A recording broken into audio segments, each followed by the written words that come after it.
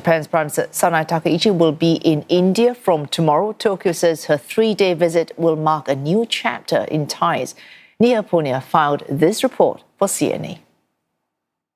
Indian Prime Minister Narendra Modi and Japan's leader Sanae Takaichi have met at least twice in the last year. The first time at the sidelines of the G20 summit in South Africa and more recently at the G7 summit in France. But this is Ms. Takaichi's first visit to New Delhi. Indian officials say the 3-day visit is an opportunity to, quote, review and strengthen bilateral cooperation.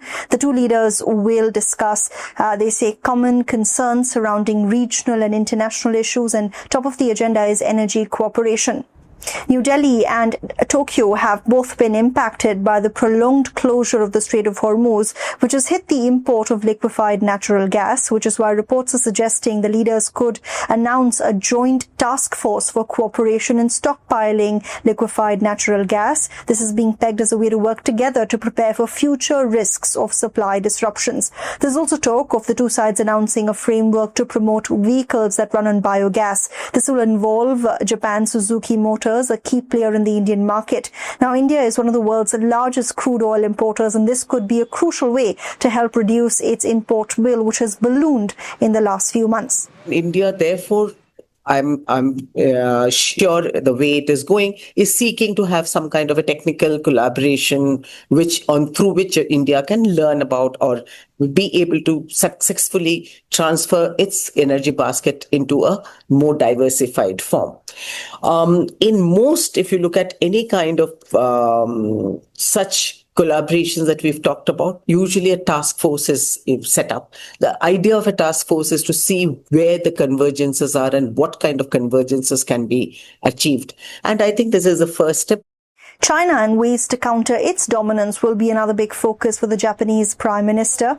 Ms. Takaichi's government has in the past called Beijing the greatest threat for Tokyo. India has recently reset its own ties with China following years of tensions over a deadly border clash in 2020. Now, while politically both Beijing and New Delhi have signaled that they are ready to move on, the border issue remains unresolved. And as America's interest in the Indo-Pacific diminishes, experts say Tokyo will be counting on New Delhi's cooperation on this front.